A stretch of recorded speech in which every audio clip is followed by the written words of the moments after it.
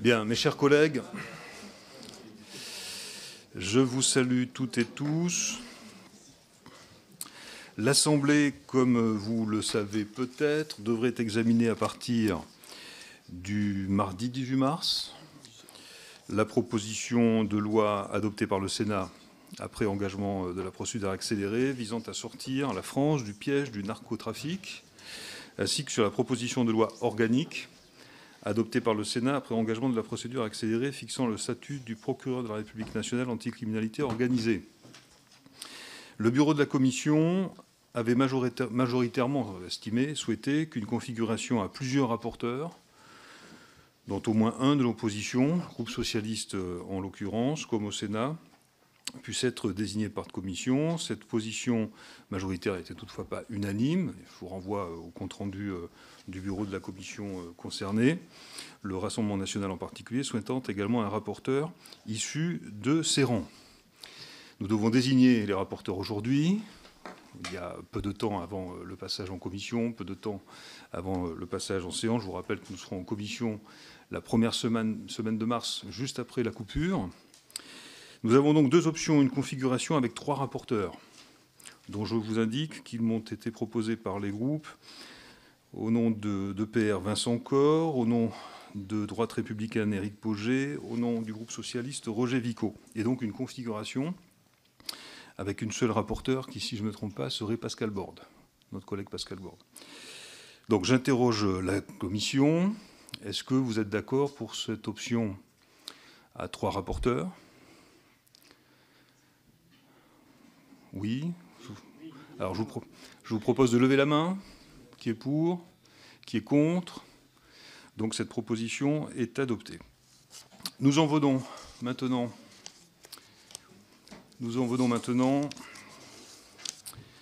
à la mission d'information dont je n'ai plus le nom exact. Vous avez demandé un copier.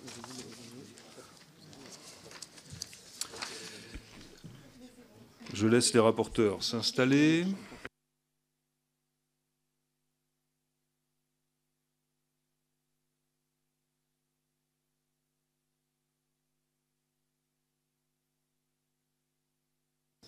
Alors, nous attendons le second rapporteur. Pendant ce temps, nous allons suspendre.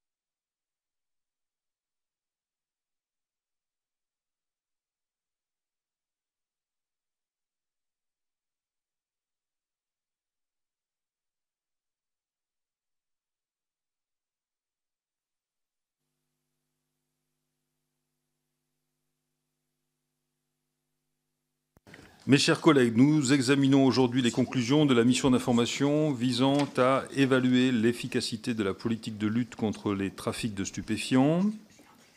Nous allons entendre nos rapporteurs. Cette mission d'information avait été lancée sous la précédente législature avec comme rapporteur Antoine Léaumont déjà et Clara Chassagnol. Au bout de quelques mois, cette dernière avait dû quitter l'Assemblée et avait été remplacée par Éric Pouillat, qui n'a malheureusement pas été réélu. C'est un commentaire personnel, étant député de la Gironde également. Nous avons donc désigné Ludovic Mendes pour co-rapporter avec Antoine Léaumont. Ces derniers ont mené un travail important, sont parvenus à des propositions communes.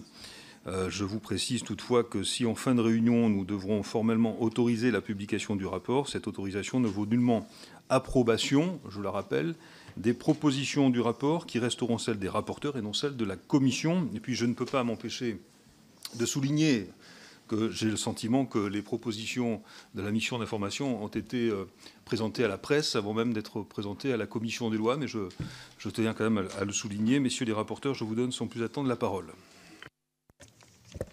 Merci. Merci. Il est un peu long le micro. Merci, Monsieur le Président, chers co-rapporteurs, mes chers collègues. Avant de commencer la présentation de notre rapport de mission d'information visant donc à évaluer la politique de lutte contre le trafic de stupéfiants, je voudrais faire quelques précisions sur son parcours. Elles ont été rappelées par le président Boudié, mais il y a eu donc quelques imprévus puisque la mission d'information avait été lancée en octobre de l'année précédant celle-ci, que j'ai donc perdu une première co-rapporteure que je me permets de remercier, qui est Madame Clara Chassagnol, qui était suppléante d'un ministre et qui donc a perdu son mandat de député. Ensuite, Monsieur Pouillat, qui a lui aussi perdu son mandat, cette fois-ci à cause de la dissolution. Nos travaux ont été interrompus par la dissolution, mais je remercie notre commission d'avoir bien voulu continuer les travaux, compte tenu du fait qu'ils étaient quand même déjà lancés depuis un petit moment. Et je voudrais donc aussi remercier celles, surtout, qui ont travaillé avec nous. Il s'agit de Laurie Felu, qui a mené toute la mission d'information avec moi depuis le début. Perrine Prevot, qui a, elle, dû interrompre ses travaux avec nous, mais pour un heureux événement, et je la salue, je crois qu'elle nous écoute à distance. Je voudrais aussi remercier Raphaël Gégou, qui est avec nous et qui, du coup, a remplacé Perrine et a terminé les travaux avec nous. Je vais également remercier nos administrateurs qui ont participé à ce travail par leur relecture et leurs conseils patients, Maxence Loyer et Guillaume Vola. Remercier aussi les agents de l'Assemblée nationale, parce que je trouve qu'on ne les remercie pas assez pour le travail qu'ils font, mais il n'y a pas d'audition sans eux, pas d'enregistrement sans eux, donc je tiens à les remercier aussi.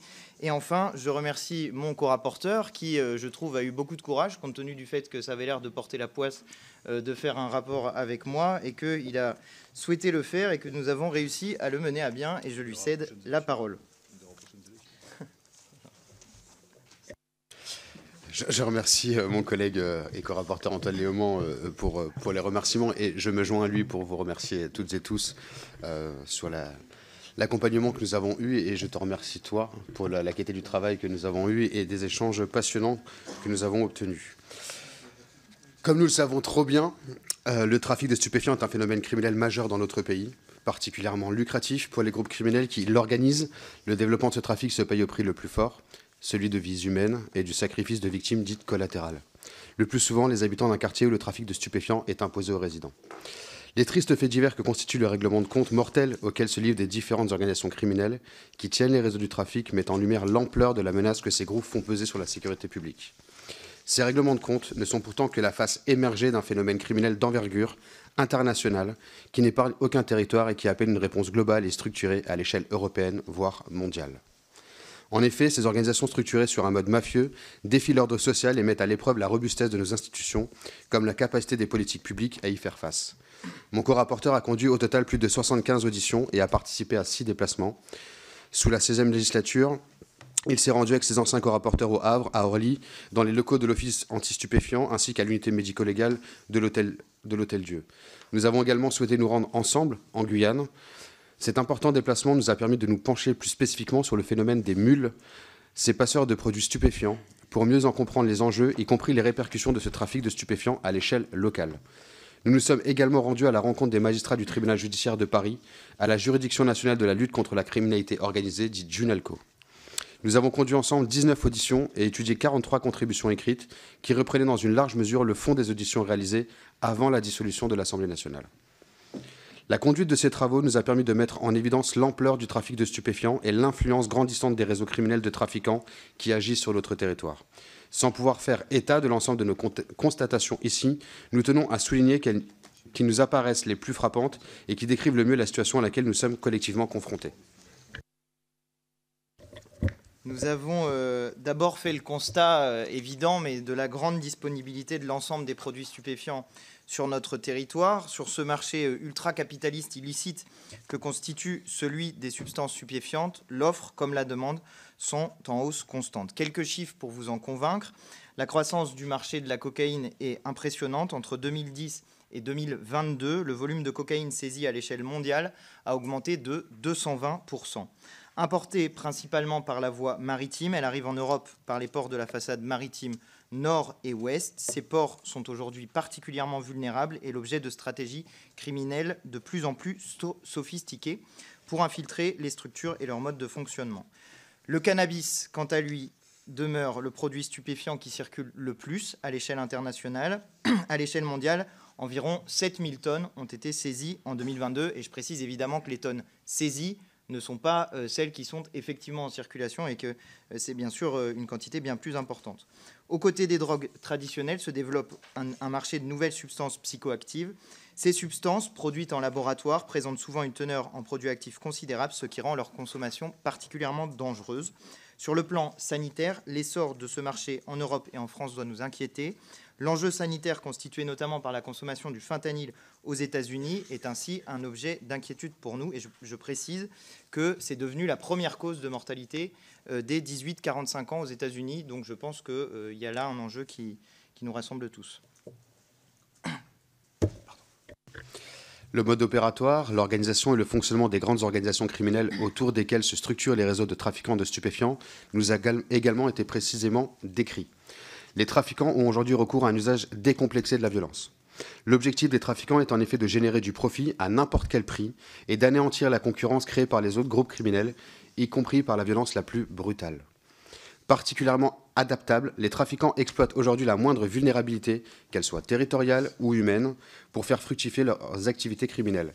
Bien entendu, aussi en termes de justice.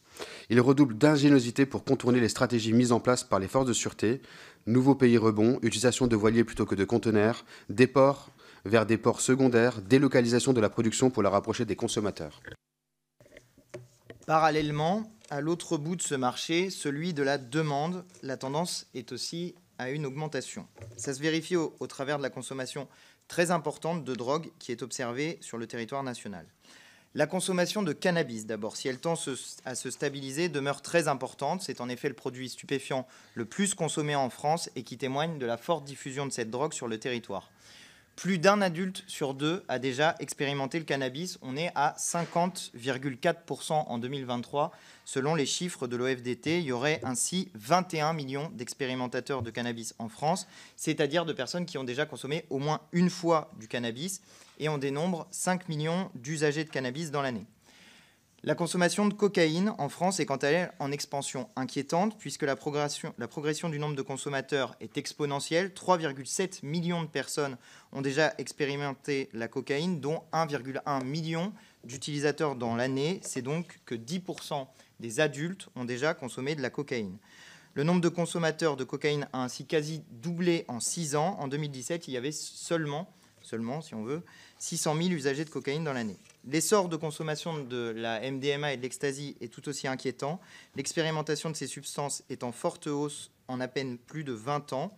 Entre 2000 et 2023, la part d'expérimentateurs est passée de moins de 1% à plus de 8% dans la population et on dénombre aujourd'hui 3,2 millions d'expérimentateurs de MDMA ecstasy, dont 750 000 usagers dans l'année.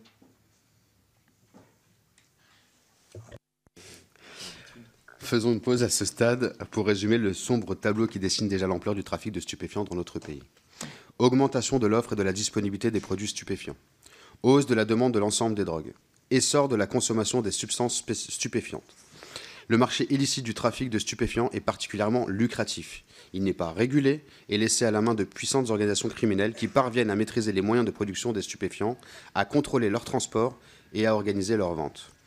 Pour asseoir leur domination sur ce marché, ces grands groupes criminels ne reculent devant aucun sacrifice humain, ni ceux de leurs petites mains qu'ils emploient, qu'ils utilisent, qu'ils violentent, ou plutôt qu'ils terrifient, brutalisent, menacent et manipulent surtout, et encore moins ceux de leurs consommateurs, exposés à des produits de plus en plus dangereux, car davantage dosés afin de créer une dépendance.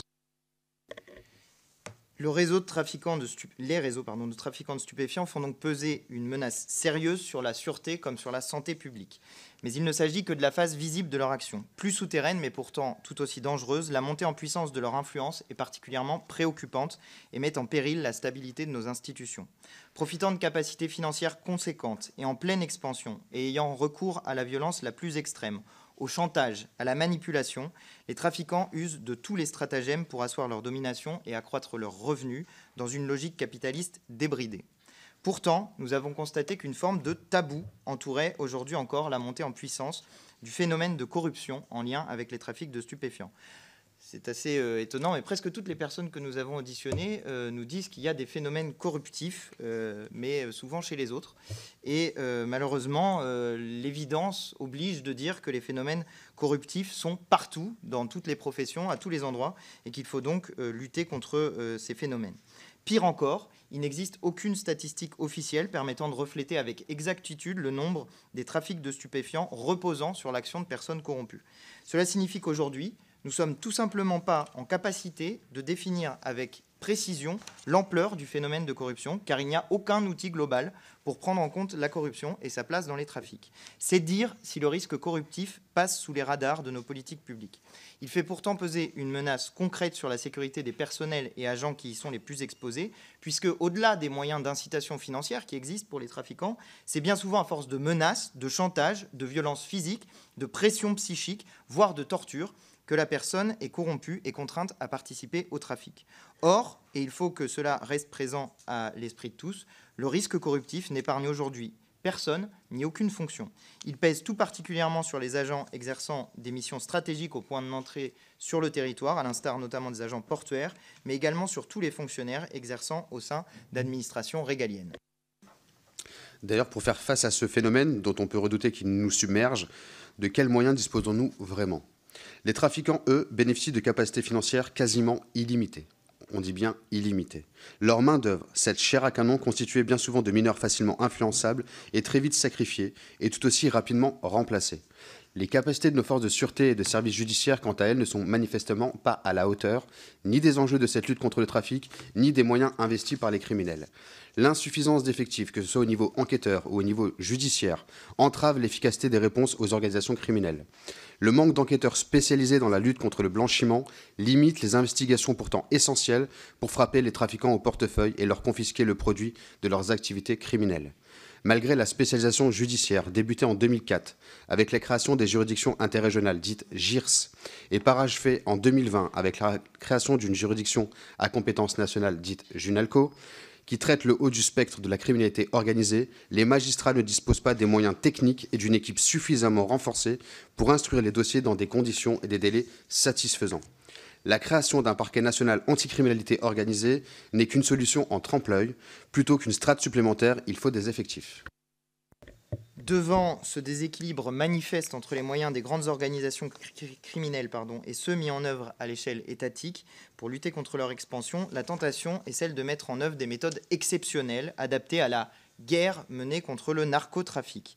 Pour traiter le développement du trafic de stupéfiants, c'est bien souvent cette logique qui l'emporte, ouvrant la voie à toutes les hostilités juridiques, la guerre contre le trafic, la menace que ce phénomène criminel caractérise pousse à armer le pays en le dotant d'un arsenal juridique démultiplié à la hauteur de cet affrontement et qui menace à son tour l'état de droit.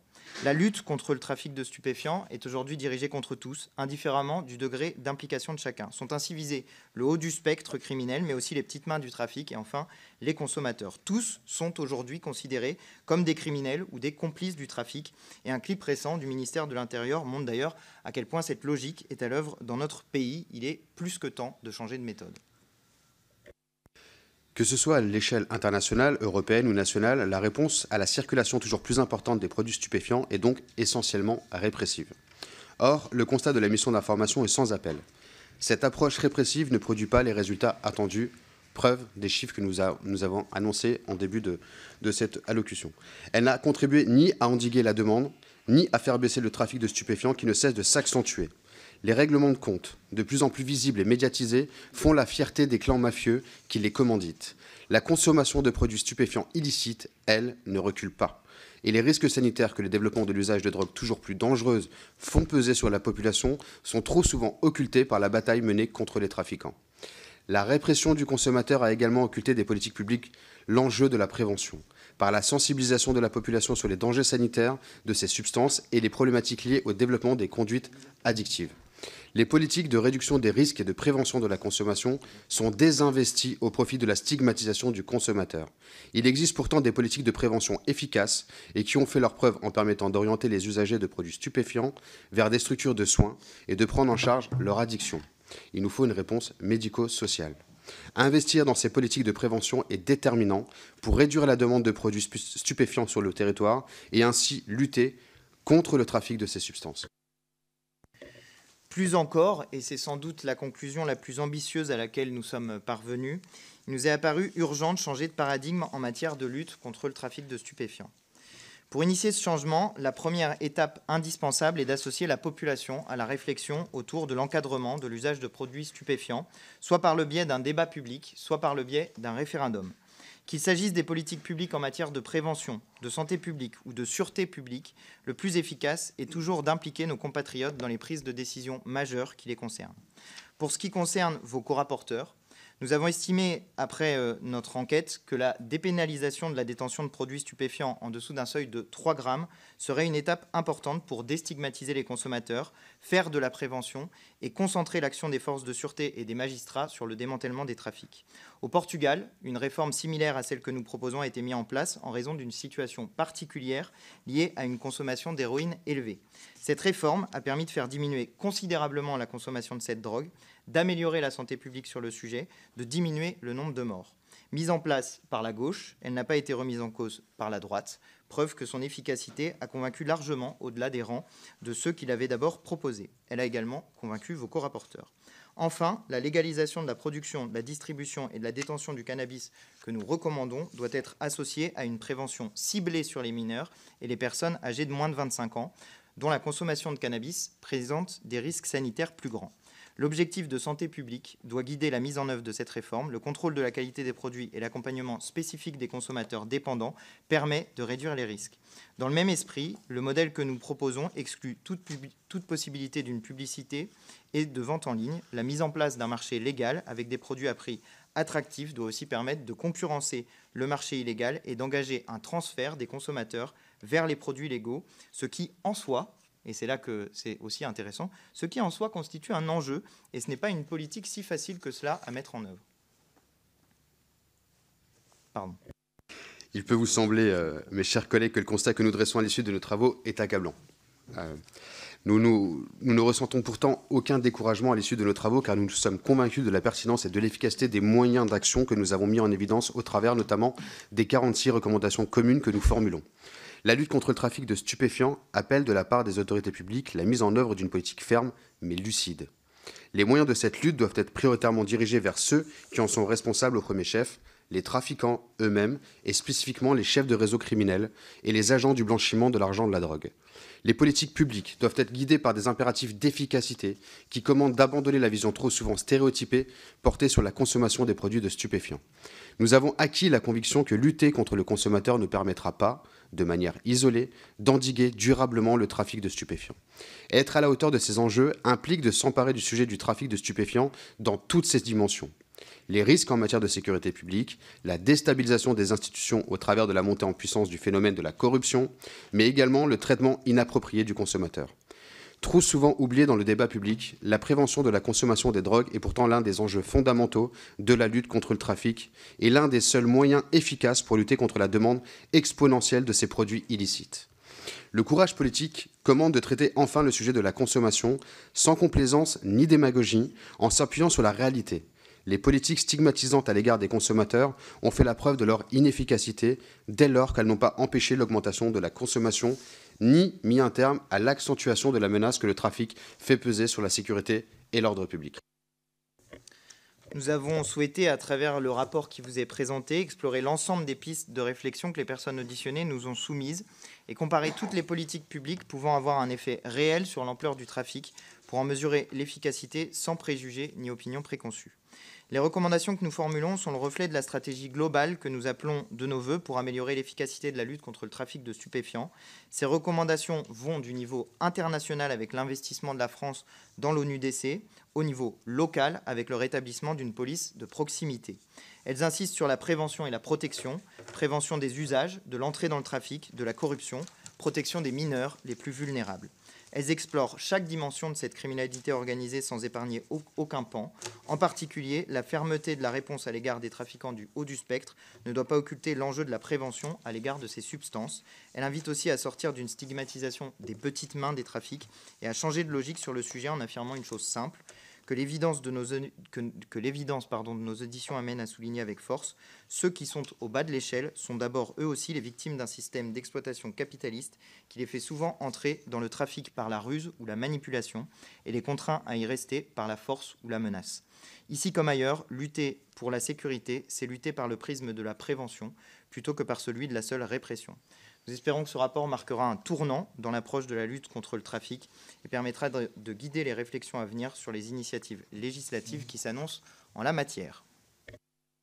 Merci beaucoup à tous les deux. Je vais immédiatement passer la parole à Mickaël Taverne pour le groupe Rassemblement National. Je rappelle que ce sont des prises de parole de 2 minutes. Merci Monsieur le Président, Messieurs les rapporteurs, chers collègues.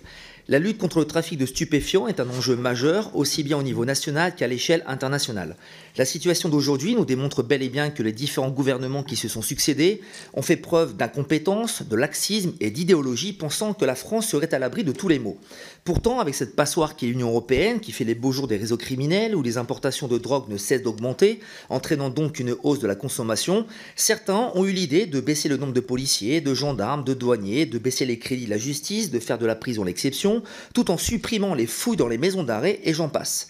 La France, par l'incompétence de ses dirigeants, a basculé dangereusement. Votre rapport reprend quelques mesures de bon sens défendues depuis des années par le Rassemblement national et Marine Le Pen, il vaut mieux tard que jamais. Par exemple, la généralisation des scanners dans les ports, les scanners corporels pour la détection des mules, ou encore l'évolution du cadre juridique dans les opérations d'arraisonnage des navires étrangers suspects. Par contre, à aucun moment vous n'évoquez la technique du dédouanement utilisée par les organisations criminelles et notamment un projet de dédouanement centralisé européen. Avez-vous donc des précisions à nous apporter ?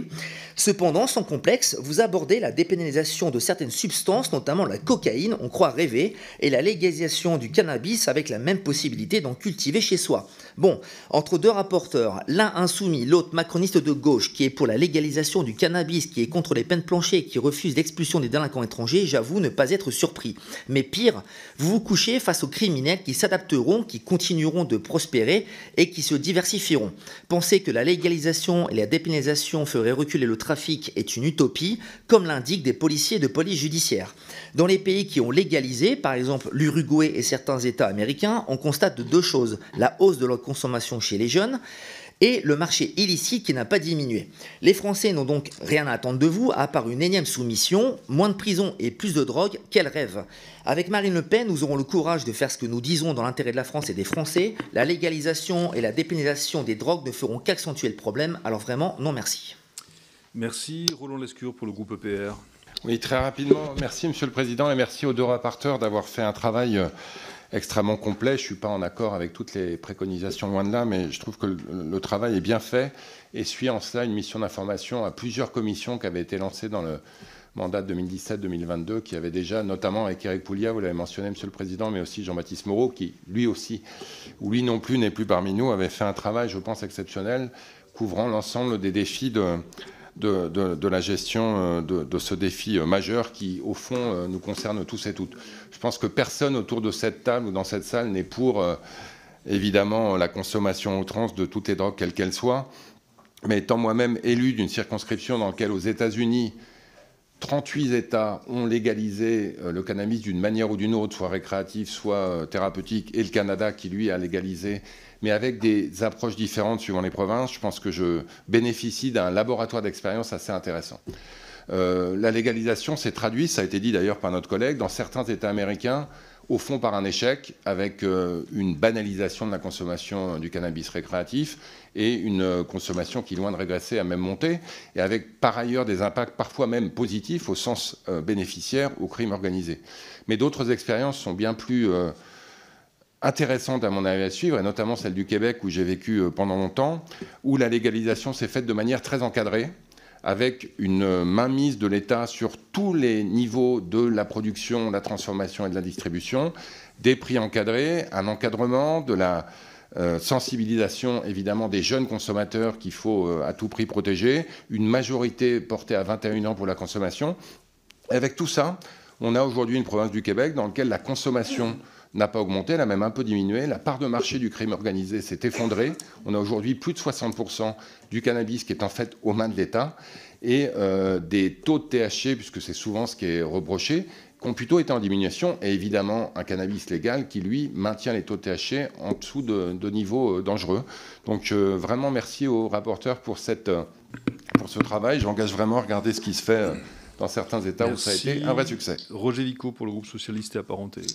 Oui, merci Monsieur le Président. Je voudrais à mon tour féliciter les co-rapporteurs pour ce travail de très grande qualité qui, par certains aspects, est complémentaire du rapport de nos collègues Durin et Blanc, notamment parce que le rapport Durin-Blanc n'aborde pas volontairement la question de la consommation. Et au moins, faites-vous un certain nombre de propositions autour de la consommation, du phénomène de consommation, et puis surtout autour des politiques de prévention. Alors ensuite, tout comme notre collègue Lescure, je ne partage pas toutes les mesures, notamment par exemple le fait de soumettre la question de la légalisation à un référendum,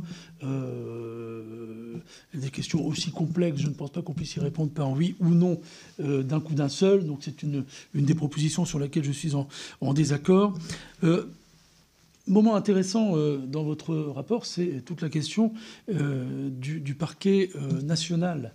On voit bien que les avis sont loin d'être tranchés finalement. Ils sont très partagés. Ce qui m'a marqué dans cette partie-là de notre travail, c'est que ceux qui se différencient sur la nécessité ou pas d'un parquet national mettent l'accent sur le fait que les affaires locales doivent être traitées localement. Or, moi, j'ai le sentiment qu'il n'y a plus d'affaires locales. Je vais vous donner un petit exemple très, très précis.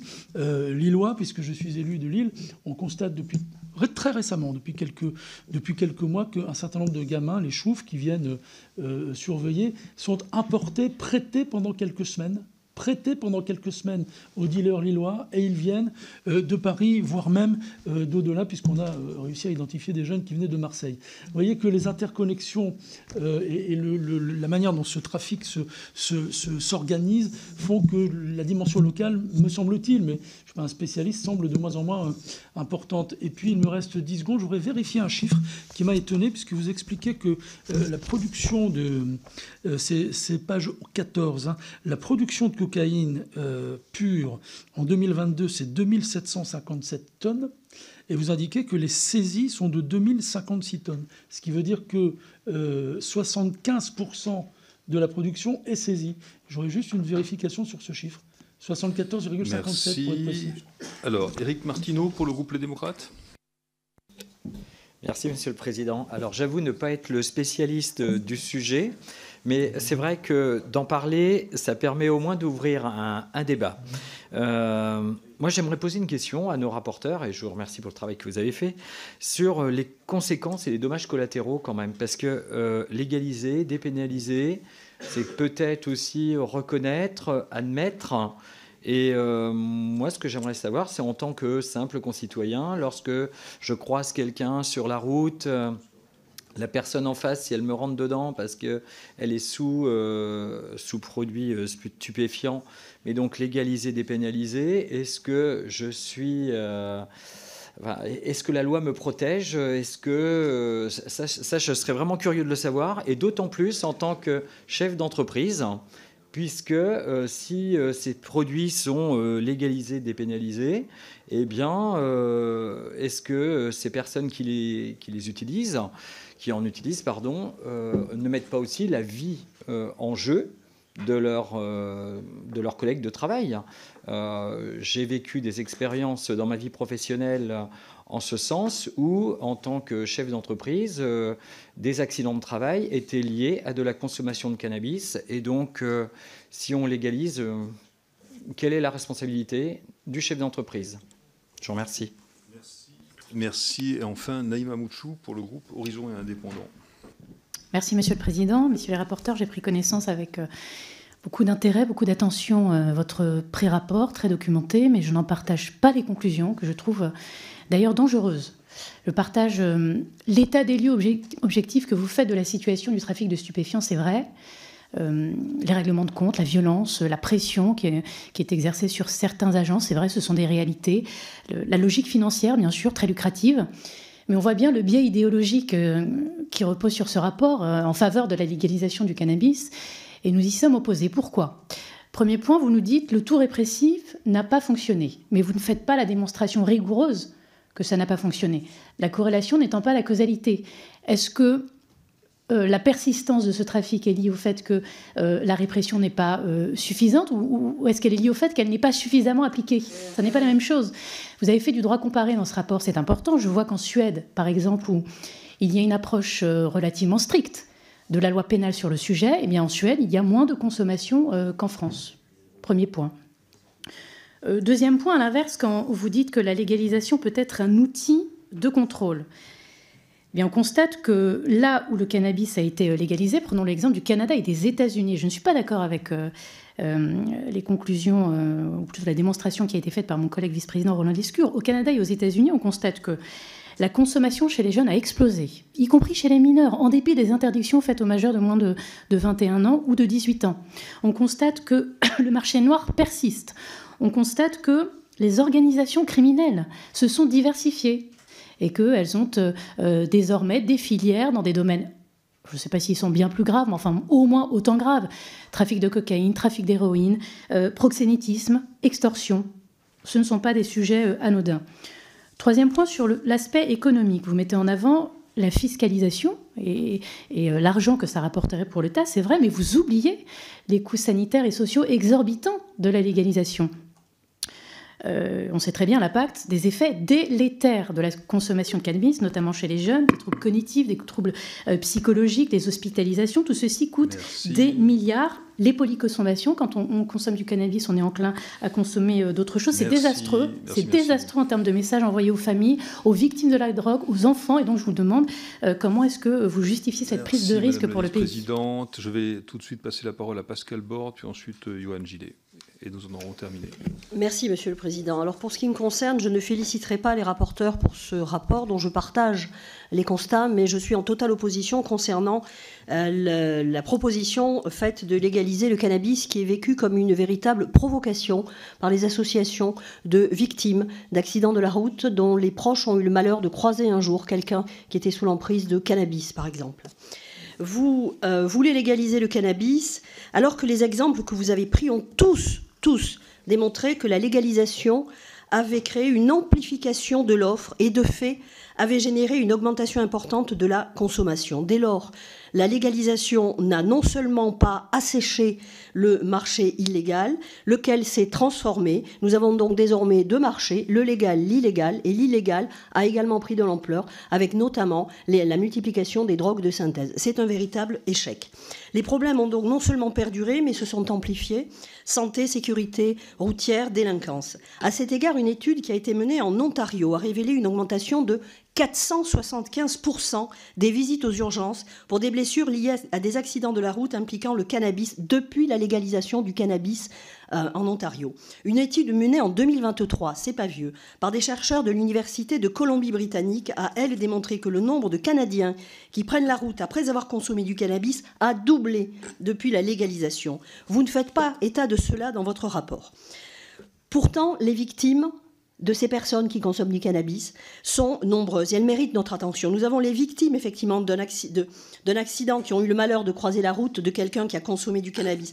Plus récemment, nous avons cette jeune collégienne morte il y a quelques jours dans un bus scolaire dont le conducteur avait consommé du cannabis et avait néanmoins fait le choix de conduire au péril de la vie des enfants dont il avait la charge. Ce sont des drames que vous voulez voir multipliés avec la légalisation du cannabis. Eh bien non, je ne suis pas d'accord. Dans votre rapport, il n'y a point de compassion pour les victimes, leurs familles. Vous ne vous intéressez qu'aux toxicomanes délinquants. Et vous indiquez que nous avons tout essayé et que le tout répressif ne marche pas. Mais tout de même, le tout répressif, vous parlez de l'amende forfaitaire délictuelle de 200 € qui n'est recouvrée que dans 30% des cas. Merci. C'est ça le tout répressif. On a réellement atteint le fond avec ça. Et je ne sais pas quel but vous poursuivez, c'est ma question, avec cette vieille antienne gauchiste. Merci. Yohann Gillet. Merci Monsieur le Président, Messieurs les rapporteurs. La France est gangrénée par le narcotrafic et ce fléau qui fut un temps cantonné à certaines grandes villes, à certains quartiers de ces grandes villes, s'est étendu sur l'ensemble du territoire.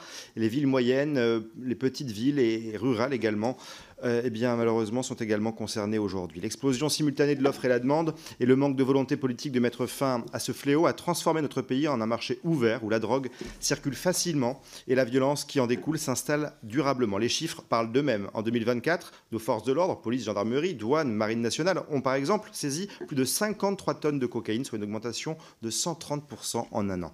Le port du Havre et les Outre-mer sont devenus des plaques tournantes d'une criminalité organisée, toujours plus audacieuse, alimentée par une production mondiale qui atteint des sommets. Et derrière ces chiffres, il y a une réalité brutale. La violence des réseaux de narcotrafiquants est sans limite, sans conscience et sans morale. L'Office central de lutte contre la criminalité organisée l'affirme, 80 à 90% des règlements de compte, des meurtres, des tentatives de meurtre sont liés à ces trafics.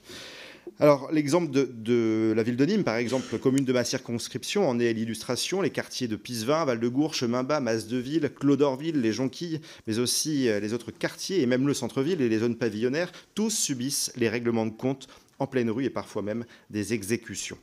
Et les habitants de ces quartiers ont peur, ils déménagent quand ils le peuvent. Et on y a même vu une école, par exemple, se barricader avec des grilles anti-fusillade de 3 mètres de haut. Alors, face à cette situation inacceptable, les pouvoirs publics restent passifs, c'est un constat. Les opérations Place Net XXL du précédent ministre de l'Intérieur n'ont rien changé.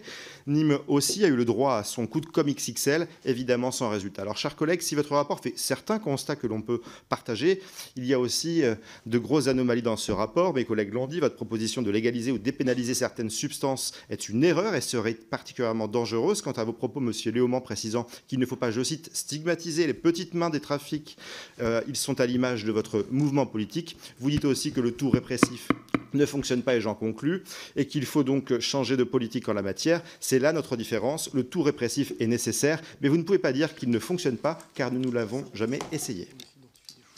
Merci. Messieurs les rapporteurs, je vous propose donc d'apporter vos réponses aux questions et aux remarques qui ont été faites.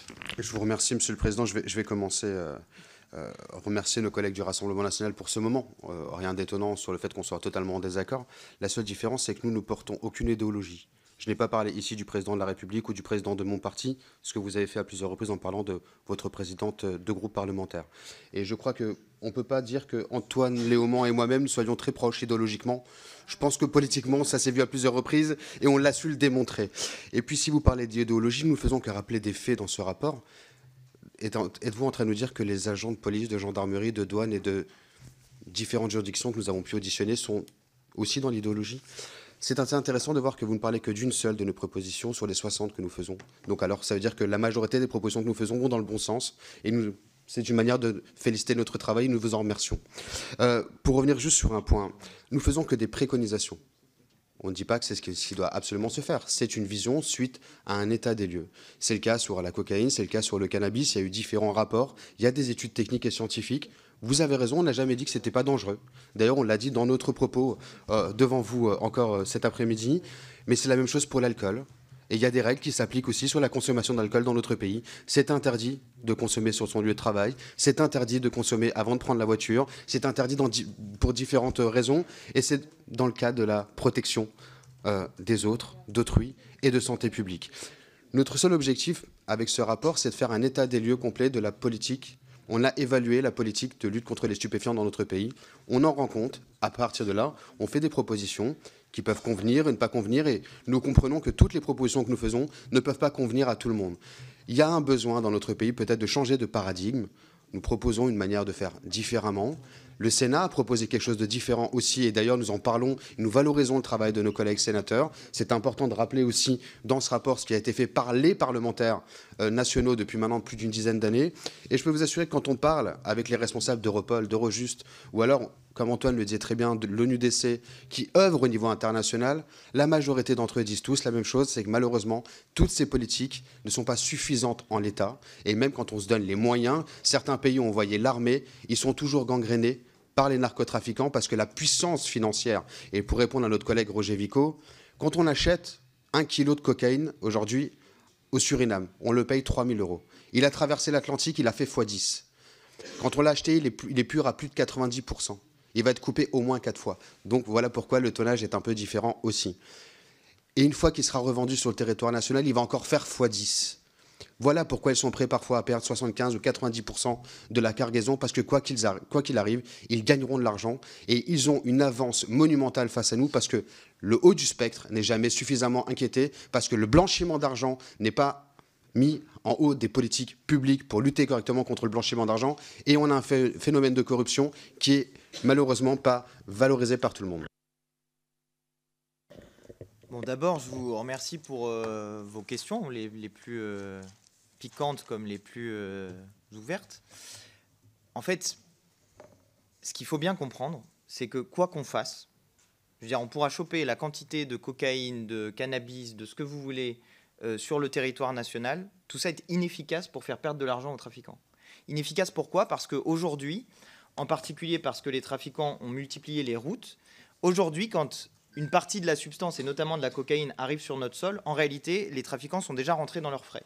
Donc, ce qu'on vient faire sur le territoire national quand on récupère une partie de la cargaison, ce qu'il faut continuer à faire, hein, je ne suis pas en train de dire qu'il faut arrêter, au contraire, je dis qu'il faut mettre les moyens aux bons endroits pour la récupérer de manière plus efficace. En fait, ce qu'on essaye de faire, c'est-à-dire l'affaiblissement des trafics, ça ne marche pas. Donc, nous, ce qu'on a essayé de voir, c'est comment on fait pour lutter effectivement contre les trafics. Et les trafics, si on veut bien s'en souvenir, c'est un marché. Il y a donc une demande et une offre. L'offre est croissante et la demande est aussi croissante, en particulier parce qu'il y a une offre qui vient la remplir. Soit on se dit, lutter contre l'offre, ça va suffire, et lutter contre la demande par la répression, ça va suffire, et à ce compte-là, on continue comme on a fait jusqu'à présent. Mais moi, je considère que ça ne marche pas. Soit on essaye de changer de méthode, et c'est justement ce qu'on propose avec M. Mendes. Changer de méthode comment?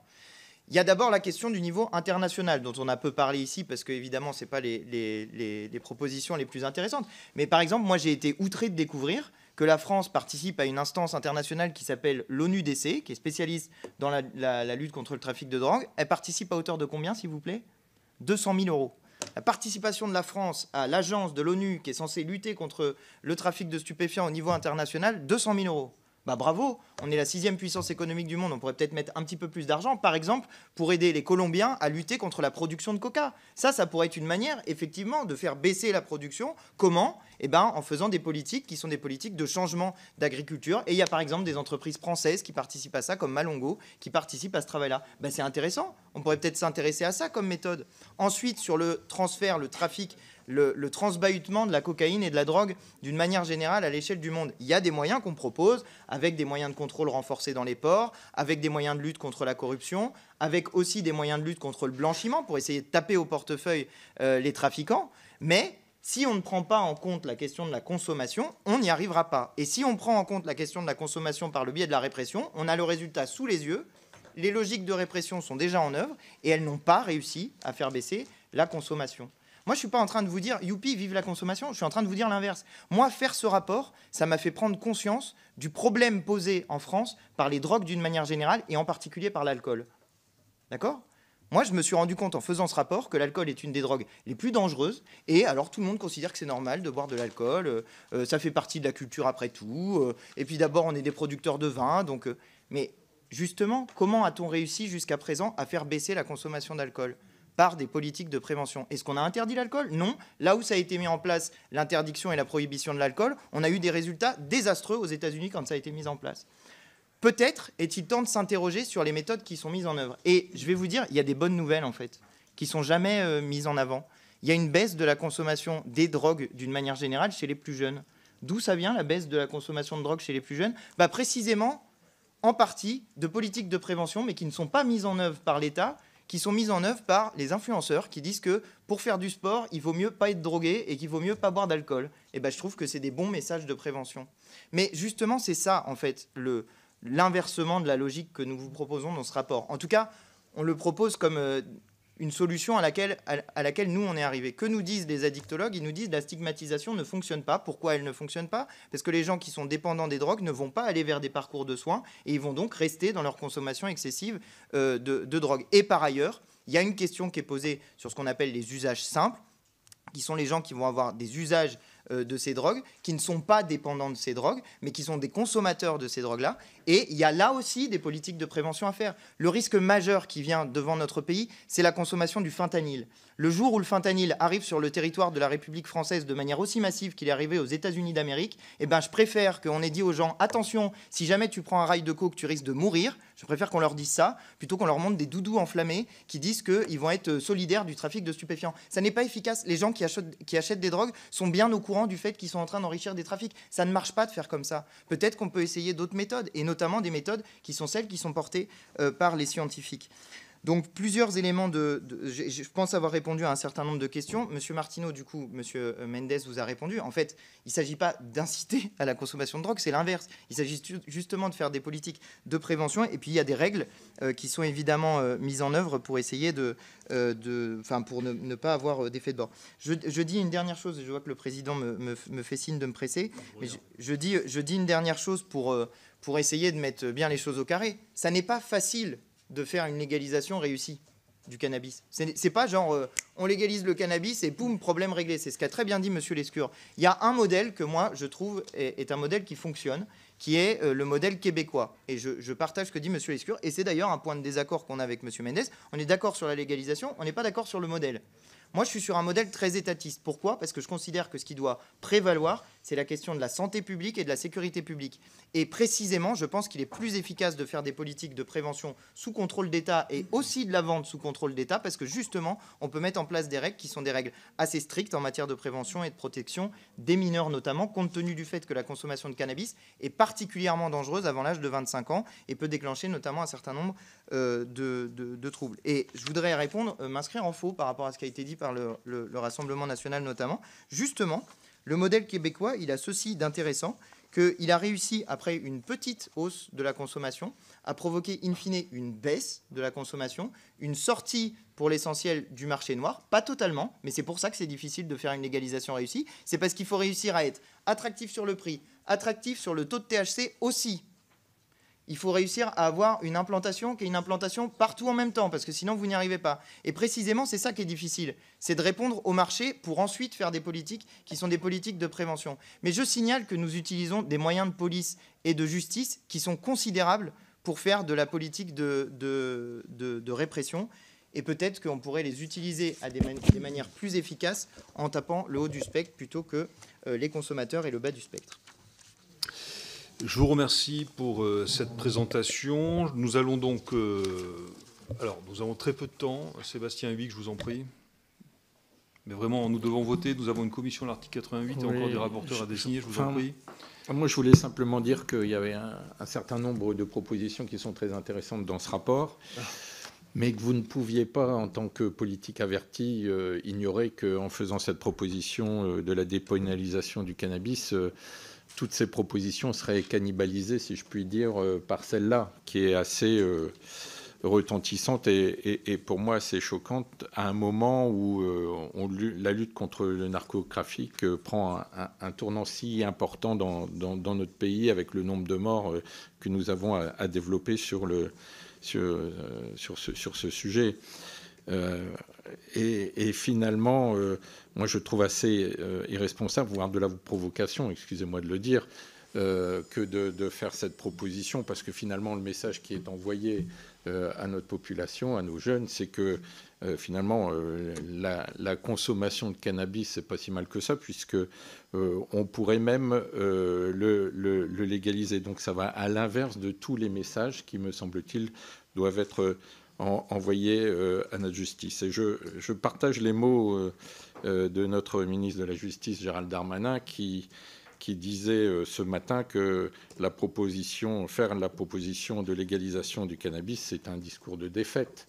Et alors qu'à un moment où on doit muscler notre arsenal pour lutter contre à la fois les narcotrafics et la consommation de drogue, de toutes les drogues. Je rappelle que le cannabis fait des ravages sur le cerveau de nos jeunes et de nos moins jeunes, et qu'il est bien souvent un premier pas vers d'autres types de drogues qui sont plus dures.